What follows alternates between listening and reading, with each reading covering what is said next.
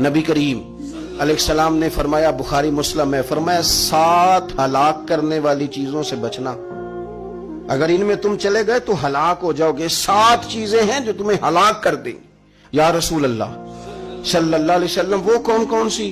تو حضور نے فرمایا، اللہ کے ساتھ شریک نہ کرنا، ہلاک ہو جاؤ گے۔ دوسرا نبی پاک صلی اللہ علیہ وسلم نے فرمایا، جادو نہ کرنا، ہلاک ہو جاؤ گے، ہلاک۔ اور یار جسے حضور فرما رہے ہیں ہلاک ہو جائے گا، وہ بچے گا؟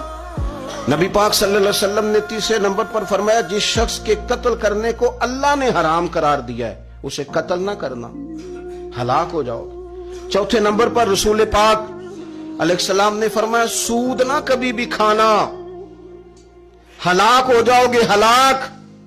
بڑی بڑی دلیلیں دی بینک والوں نے، بڑا سمجھایا تو حاجی صاحب مان گئے، محترم مان گئے، کہنے لگے نہیں جی نہیں، وہ کاروبار میں لگاتے ہیں۔ بڑے بھولے والے ہیں ہم، پتہ سارا ہے۔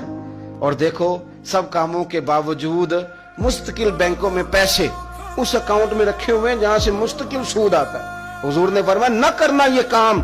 تو کہتا ہے میں سود پہ پیسے لے کے کاروبار چمکاؤں گا، تیرے نبی پاک نے تو فرمایا تو ہلاک ہو جائے گا۔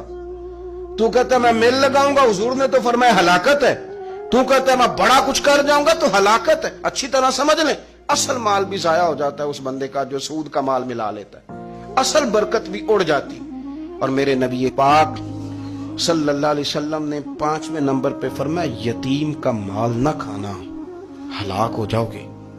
اور پھر 6 نمبر پر نبی پاک علیہ السلام نے فرمایا، کفر سے جہاد ہو رہا ہو تو کبھی پیٹ پھیر کے بھاگنا نہ، ہلاک ہو جاؤ گے۔ اور 7ویں نمبر پر اللہ کے رسول نے فرمایا، بے قصور اور بے گناہ عورت پر تہمت نہ لگانا، بلا وجہ بہو کے کھاتے نہ کچھ ڈال دینا۔ یہ 7 وہ چیزیں ہیں جو ہلاک کر دیں۔